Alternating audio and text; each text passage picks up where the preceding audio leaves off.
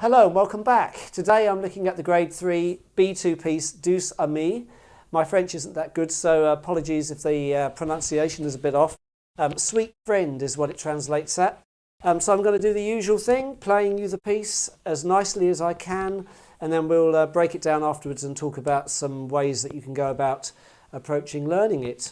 I'm just going to check the tempo. Roughly it's 108. So that's the rough tempo of the piece, although we can play it quite loosely.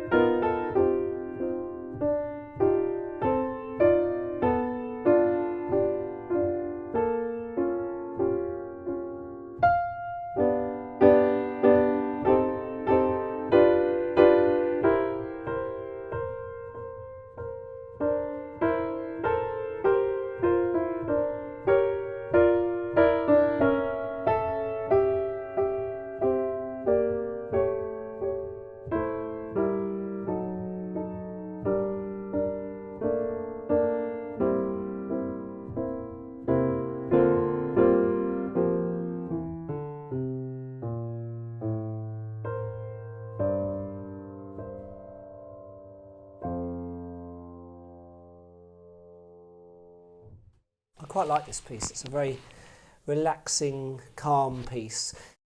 Some of you might have noticed that when I'm playing this, I was pedalling quite often through this, but I don't want to talk about that just yet because that's a slightly more advanced approach and not necessarily overly important for grade 3 to pedal too much in this. I'll explain why.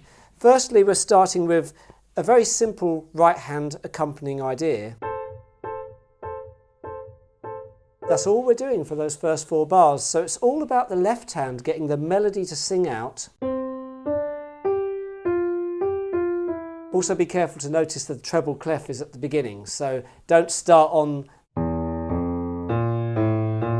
That's what it's going to sound like if you play it reading it as bass clef notes. You want to start on middle C in the left hand. And get really confident with these lines and bar 4. That's the same thing anyway, and then building up, and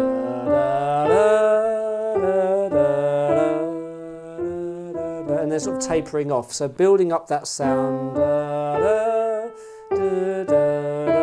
then dying off. So we have a nice little bit of light and shade going on. So if I play from the beginning, what I was doing when I was playing this, I was actually pedaling. I call it pedal pumping. Where I'm sort of pedaling every beat, and what I'm doing is I'm creating a very smooth, that sort of effect. Now if you play without pedaling, it's absolutely fine, you know, I'm just kind of romanticising it a bit, but it takes a bit of getting used to trying to pedal on every beat of the bar, and it might be a bit too much to do. If you're not used to playing pieces with pedaling, don't get too worried about that. It's just a nice little effect. If you are feeling like doing it, you probably can, and it will sound quite nice. So I'm playing that first phrase, and I'm being careful that the right hand doesn't get too loud. Be very careful just to keep that right hand nice and light, and the left hand is going to bring out the tune.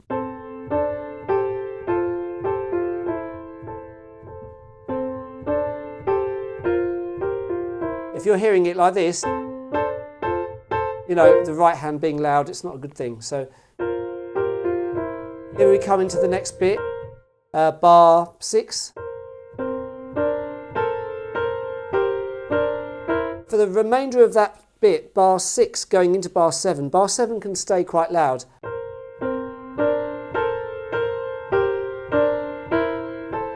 Allowing you, oh I played it wrong, but allowing you to drop in volume.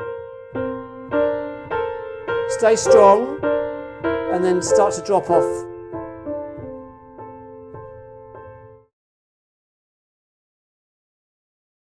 Then we start off this next section from bar 10 reasonably softly.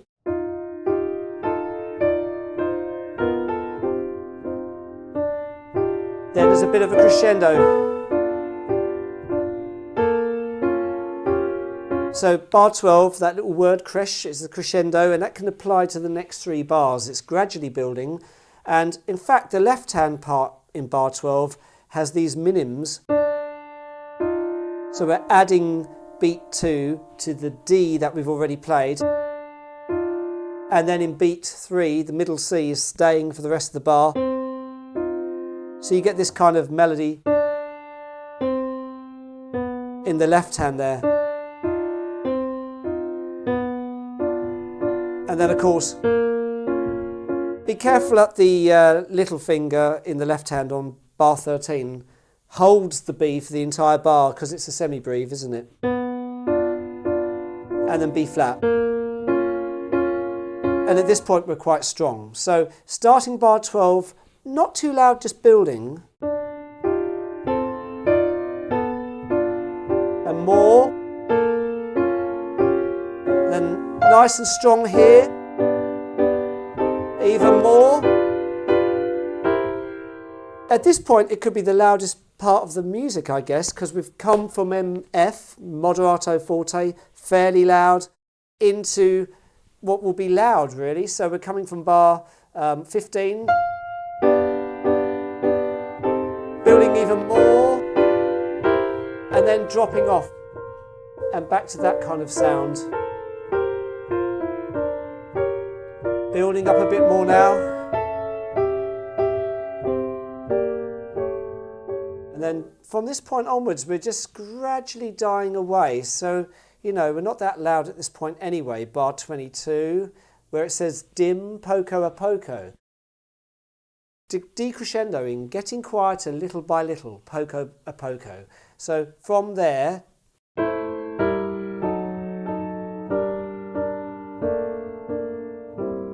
then we can play this last bit really drawn out. Really take your time here.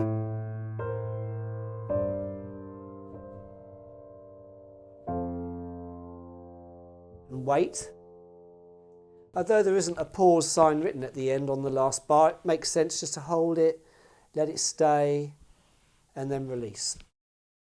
So yeah, it's quite a nice expressive piece to play, and I hope some of the things I've talked about there will help you when you're learning it.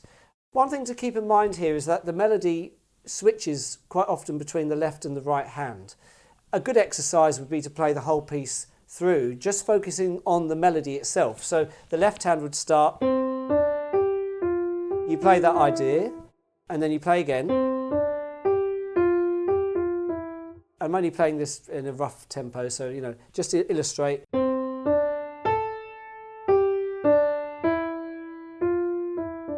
When we get past that point, at bar 10, the right hand is taking over. And that's staying for a while. Obviously it's crescendoing as well at that point. And later on, in bar 18, the left hand's coming back in as a melody.